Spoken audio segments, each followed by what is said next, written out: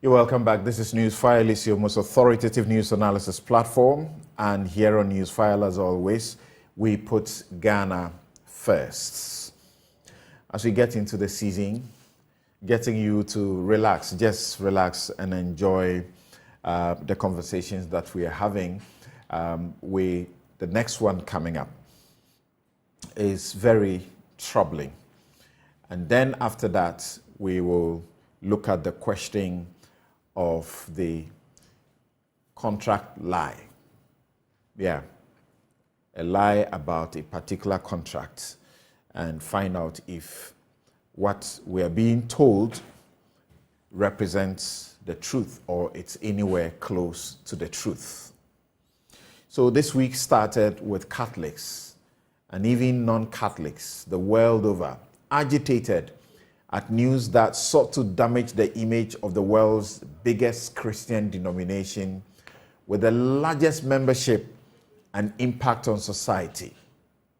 Popular U.S. evangelist, president of the Billy Graham Evangelistic Association, Franklin Graham, joined many in slamming Pope Francis. He wrote, quote, "So-called blessings from religious leaders won't save you from the judgment of God," end quote. He said, "You can't bless what God calls sin," unquote. Catholic bishops elsewhere have rejected what was reported, or is it misreported, as authorization for Catholic priests to bless same-sex marriages. So here, we want to speak to a Catholic bishop about what exactly this means. There have been several interpretations to this particular development.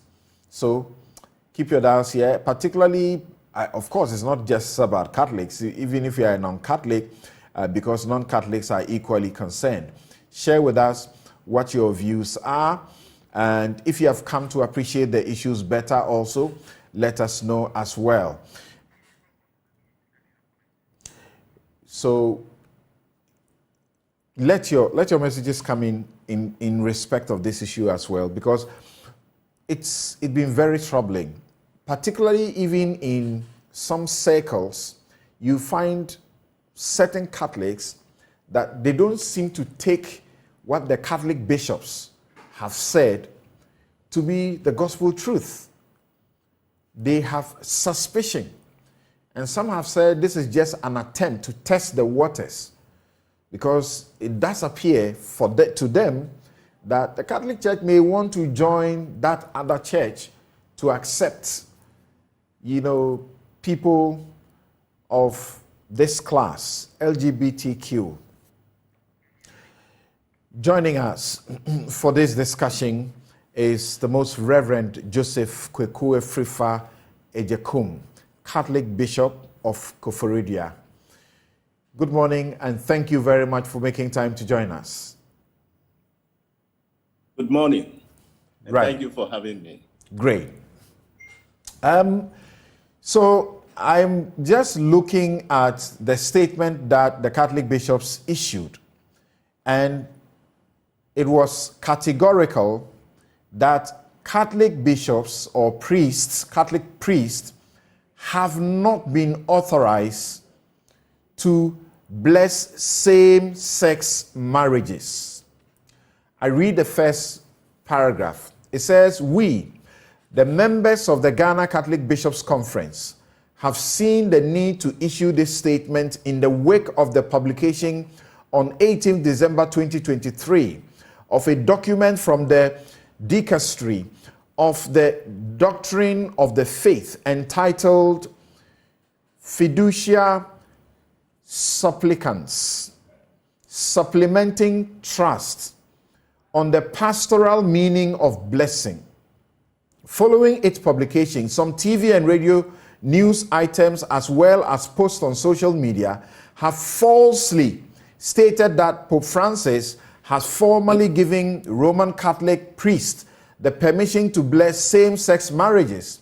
This publication has caused a lot of consternation among many people, Catholics and non-Catholics alike, we would like to make the following points.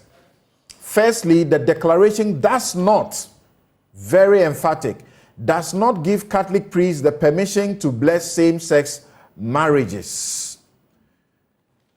Your Lordship, what is the explanation? Because from the documents from the Vatican, people's reading and understanding is that you have been giving the authorization to bless same-sex marriages. Thank you very much for reading the introductory part of the pastoral, the letter from the Ghana Catholic Bishops' Conference. And let me also start off by quoting from the Catholic Catechism. And then afterwards, I'll come back to the point that you have just raised. All right. And I'm reading from, if you permit me, I'm reading from 2357 from the Catholic Catechism, which states, because it talks about the whole document or debate is about same-sex marriage or homosexuality. That's right. So the church's teaching is that homosexuality refers to relations between men or between women who experience an exclusive or predominant sexual attraction toward persons of the same sex. It has taken a great variety of forms through the centuries and in different cultures. Its psychological genesis remains largely unexplained, basing itself on sacred scripture, which presents homosexual acts as acts of grave depravity. Tradition has always declared that homosexual acts are intrinsically disordered and gives biblical quotation to that. They are contrary to the natural law. They close the sexual act to the gift of life. They do not proceed from a genuine affective and sexual complementarity. Under no circumstances can they be approved. Under no circumstances can they be approved. And that is from the Catholic Catechism, which is the basic book that we use in teaching our Catholic faith and our Catholics. So with this document, for example, the next day, for those who are listening to us, they could read further 2358, but I won't go there immediately. So now to the point that you have raised from the declaration from the Catholic Bishops' Conference of Ghana, it is quite obvious that, yes, reading through the entire document, we are not being asked intrinsically to bless same-sex marriages. Please hold on there just for a minute. In the document from the Vatican at page 20, which is the English translation of the declaration, on the title, on the pastoral meaning of blessing. In paragraph 3, it begins by saying that as with the Holy Father's above-mentioned response to the dubia of two cardinals, this declaration remains firm on the traditional doctrine of the Church about marriage, not allowing any type of liturgical rite or blessing similar to a liturgical rite that can create confusion. The value of this document, however, is that it offers a specific and innovative contribution to the pastoral meaning of blessings, permitting a broadening and enrichment of the classical understanding of blessings, which is closely linked to a liturgical perspective. Such theological reflection, based on the pastoral vision of Pope Francis, implies a real development from what has been said about blessings in the magisterium and the official text of the Church. This explains why this text has been taking on the typology of a declaration. It is precisely in this context that one can understand the possibility of blessing couples in irregular situations and same-sex couples without officially validating their status or changing in any way of the church's perennial teaching on marriage. This declaration is also intended as a tribute to the faithful people of God who worship the Lord with so many gestures of deep trust in His mercy, and who, with a confidence, constantly come to seek a blessing from Mother Church. Yes, please go on. Okay, thank you very much for making reference to that aspect of the declaration. And let me also continue by saying, you know, when the news was splashed in CNN and other media or communication screens, the highlights, you know, gave the impression that the Holy Father has given permission to priests to bless same-sex marriages. In fact, when some of us saw it, I personally, when I saw it on a Ghanaian television because the whole day had been very busy when the document was issued on the 18th of this month. I said, what is happening? You know, that was my first question. And so I called even one or two bishops to ask them. And they said, no, that is not the intention of the Holy Father or the document. So what I can also say after mentioning that one is that, you know, the document, I think, has gone too far in trying to explain in words and theological and scriptural balance that are often very difficult for many of us to even appreciate or to understand, you know. And if you look at the whole document, as you may also have, bringing this down into even our language, which is our vernacular, becomes so difficult to come down to the people, Ga, Nzima, or Eve, or Akan, or whatever. It's not easy to explain these things. And in my view, looking at the document, especially from the introduction, and then I will link it up with the decision from the document from the Ghana Catholic Bishops' Conference.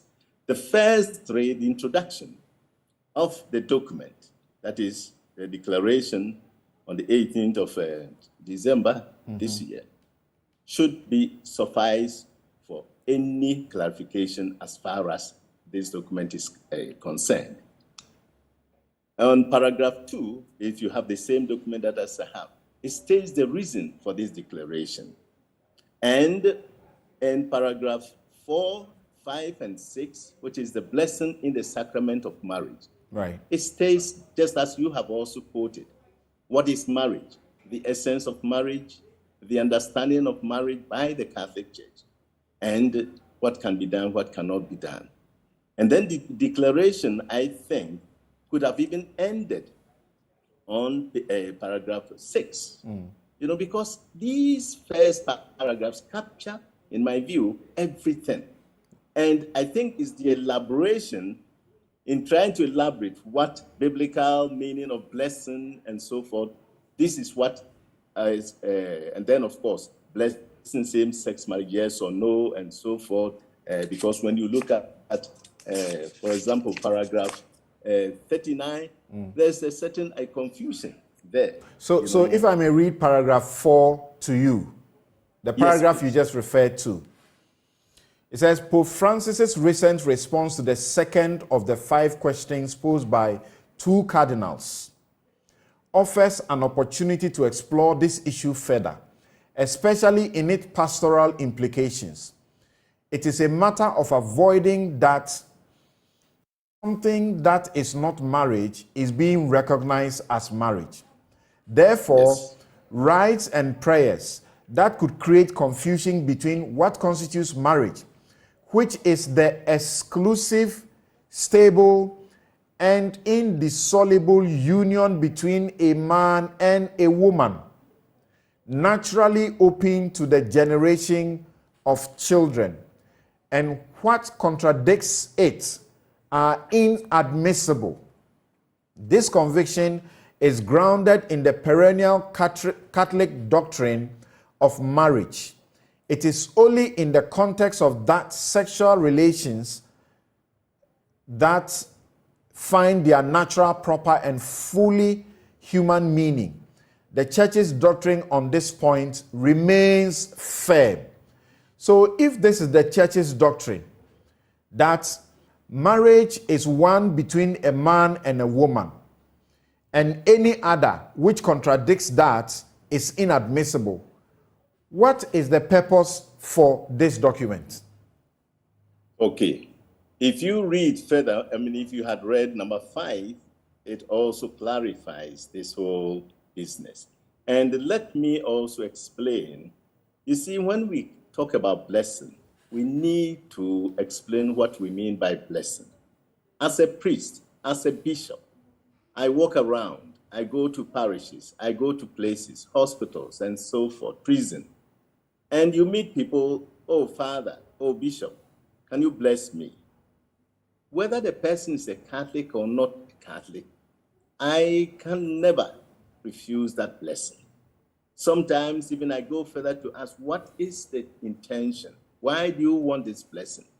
And some will state, maybe my business is not thriving, maybe my marriage is not going well, maybe I am going to write examination, I need some blessings so that it will strengthen me to be able to get through my examination, and so on and so on. Why cannot? I go to a hospital, I visit a particular patient, and then in that ward, there are other patients. And so after visiting my patient, as it were, after praying for that particular person, I always say, please, can I pray for all of you? I do that daily.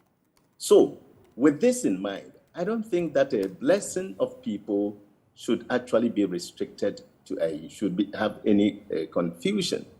But of course, when the document talks about blessing the same-sex marriages, if, for example, I am there as a bishop or a priest, and I have 2 men standing before me, or 2 women standing before me, and they ask me for a blessing, if their intention is for me to bless their union, I'm sorry to say, even if I bless them, it becomes illicit. It doesn't, as it were, make it a sacrament. So the sacramental and non-sacramental needs also to be clarified. And so if the people tell me before I do the blessing that, oh, we want the blessing so that it's like considered a holy union, if I use the word, or a marriage, that one I will beg them, say, please, that one I cannot. And I think that is why this confusion seems to be coming up. And since the issuance of this declaration, I'm sure you may have come across a lot of bishops' conferences around the globe, Africa especially, from Ukraine, from Kyrgyzstan, and so forth. They have all issued statements the way they are understanding this document. In fact, coming at the time that it came, it also has created a lot of pain. And I was happy when you were introducing the program, you said it has agitated the minds of many Catholics and non-Catholics. Mm-hmm. Even I would say, I will add the word that, yes, it assisted us so much, trying to, as it were, explain what this document is all about. But as I mentioned, this document could have ended on paragraph 6, that is the introduction, paragraph 1, 2, 3, 4, 5, 6. And I think they would have, as it were, given us a respite in trying to go through all these issues of trying to explain to our faithful Catholics and even non-Catholics. So how did you feel when you got reactions, including from Catholic bishops in Malawi, which was published, that Catholic bishops in Malawi reject Pope's call for same-sex blessings? Yes, that is the interpretation or understanding of the Bishops' Conference. And even the one from Cameroon is even stronger, in case you have laid hands on that one. And I'm sure you may have also had the interview that the Archbishop of Kumasi also made. And they are making it categorical that we will not bless same-sex marriage, for that matter, as a marriage. understanding it to be a sacrament. As for that one, I think it's been made clear. And that is why the Nigerian Bishops' Conference, the Malawi bishops, and so forth, Kenya, and so forth, have all come out with statements. But from Ghana, what we have just mentioned is that, yes, that is not the mind of the document. But no, I don't think any Ghanaian bishop is going to bless same-sex marriage with the understanding that it is a sacrament. So you, and I think even in your premise, before you started explaining, you admit that this was sort of self-inflicted, to the extent that even certain bishops elsewhere took it to mean the confusion. Yes, yes. You see, the underlying current is all these efforts and attempts by LGBTQ to try, to get the church to accept and acknowledge same-sex marriage as part of the Catholic sacrament. And this is what is creating also, most of us are quite afraid of. And we need really to work seriously towards that one. We stand by our faith, we stand by our tradition, our culture, and so on. And so I don't think anybody would like to go into that one, to disturb the faith of our people. The question remains, why was this necessary in the first place? Why did it become necessary to make such a declaration, as in the Vatican? That is, you see, as it is stated in the document and the introduction, because some two cardinals had presented dubia. Dubia means some concerns that they had, challenges, pastoral challenges to that effect. And of course, Western world, especially the German bishops, were also agitating, for the blessing of same-sex marriages. And so when among the documents that these two cardinals presented, one of them was blessing of same-sex marriage. And that is why on the 22nd of February, for example, the congregation for the dicastery for the doctrine of the faith came out with a statement on that. And then when the dubia came, they also had to, as it were, extend or expand it. And so it is the dubia that was explained was 22nd of February, the year 2021. And then this year, there was this second appeal. And so that is why the congregation, dicastery for the doctrine of faith, decided to come out to respond to this dubia. And the document makes it clear that, yes, in consultation with the Holy Father. But what some of us are also saying is that, just as you have also mentioned, was it really necessary? And even if it was necessary at this time. But as I have just stated, I think they expanded the explanation too much. I think the statement should have just been made, we cannot bless same-sex marriage as a sacrament. And that's it, But to go on to try to explain biblical meaning of blessing, theological meaning of blessing, and so forth, these are not things that, for our simple people in Africa and what we call the mission countries, these are not our major pastoral concerns. We have more demanding pastoral concerns that we need to, as it were, delve into, and for the church to help us to resolve, and not, as it were, limiting ourselves so much or concentrating so much on the same-sex marriage blessings. So please repeat again for the understanding of the lay person.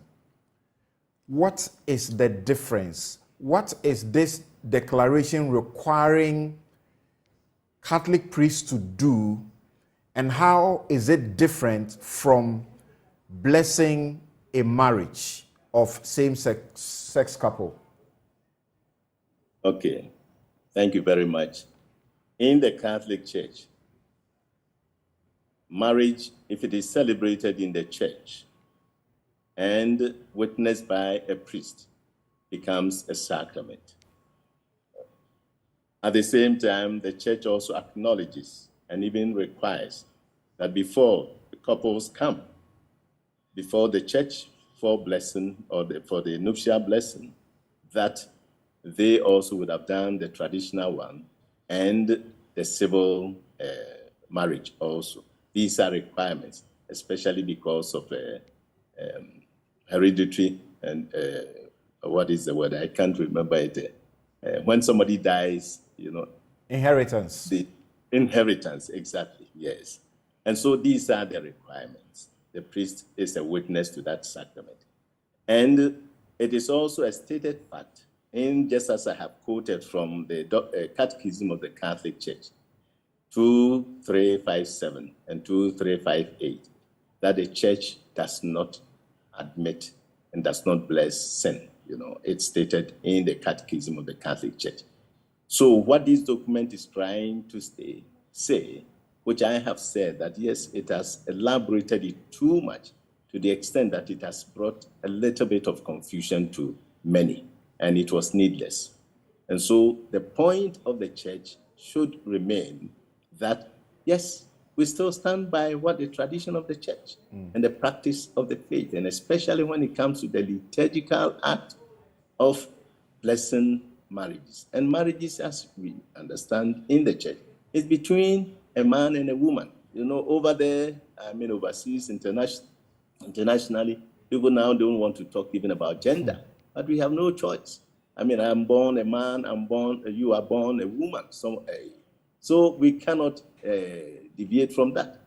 And also, it must also respect the sensibilities and cultural sense of the communities that the churches are in. Right. Asia, in Africa, and so forth. I'm sure you agree with me that even till now, in this country, many communities, if they really get to know that, for example, a man and a man or a woman and a woman have had an affair, they are banished from the community. It's a taboo. In some places, even they will, slaughter a goat or a sheep or something and pour the blood on you. That is fine, the tradition. Not too long ago in Kranza, I read something about it. And so the sensibilities of our people should not also be underrated. And I think that is one area that we have to understand. And so to answer your question directly, I understand it that the church is not, or this declaration is not asking us to bless sacramentally any such union. One of the paragraphs which may have created such confusion is that which is unfortunate, and eventually we hope that this thing will not also happen. And yes, and then also that we can bless same-sex marriages, but then blessing can be given to people for different reasons and for different intentions. That one we should not discriminate. So as the document says itself, that marriage in the Catholic Church must be one between a man and a woman, and that any other that contradicts that is inadmissible. Exactly. And yet, it encourages you of what it says, the possibility of blessing couples in irregular situations. Can you explain to us what other irregular situation there will be for couples aside the same-sex couples, which it says you should think of a possibility of blessing the couples without officially validating their status or changing in any way the church's teaching on marriage? Yes, that is the paragraph 31, item 3 on the document, which speaks about blessings of couples in irregular situations and of couples of the same sex. Irregular situations means, I will understand it to mean a man and a woman, but who are not married sacramentally. We will call it irregular situation. And then the other aspect is the couples of the same sex. which will be another category.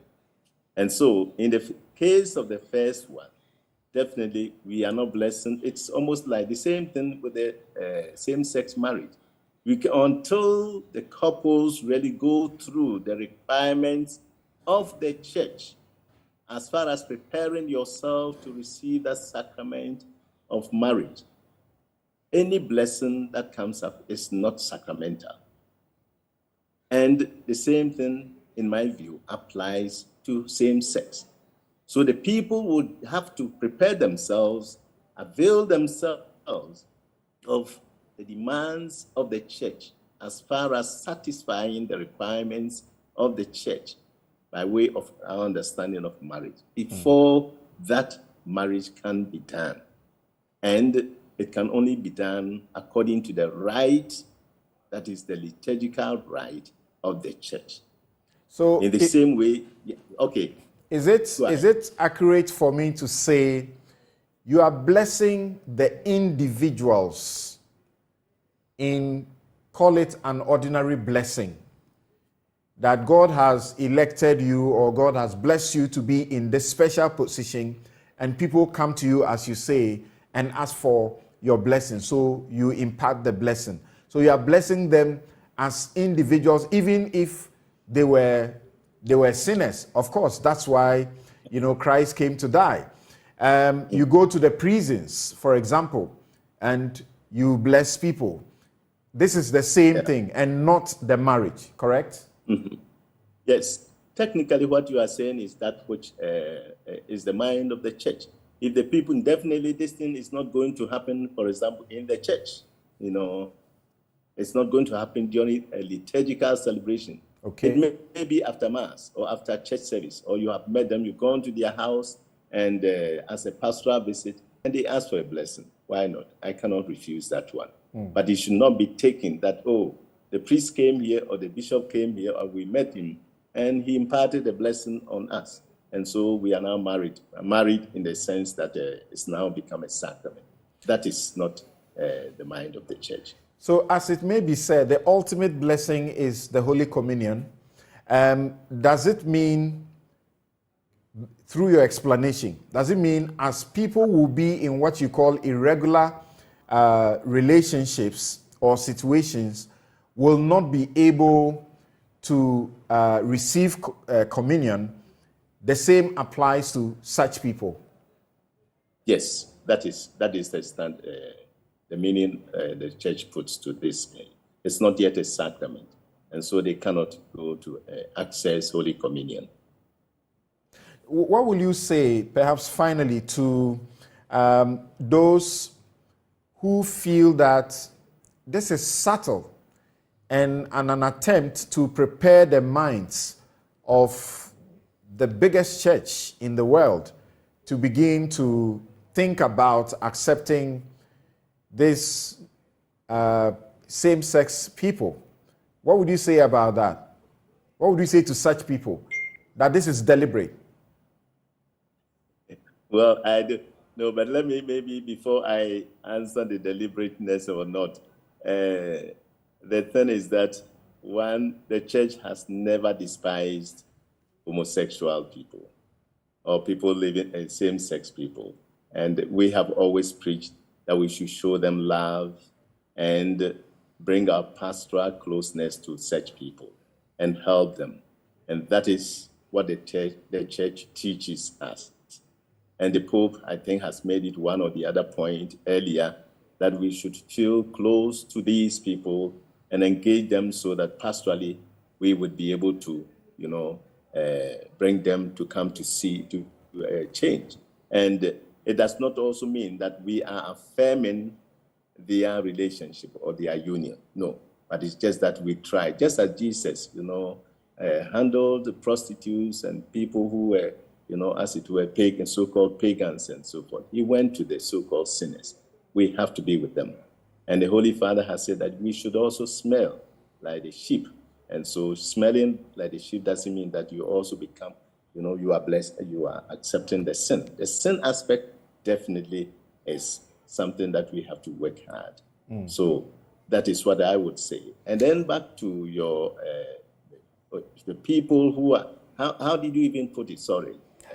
If you like, I may say your detractors. Like they say in our local parlance, your detractors may be happy that eventually this is coming up. And to say, for example, after you have given your 101%, blessing to the bill that is before Parliament now, then suddenly we heard Cardinal Turkson, who is rumored potentially could become the first, Pope, so to speak, Black Pope, give an interview to international media and say, oh no, let's be careful, let's not criminalize ABC.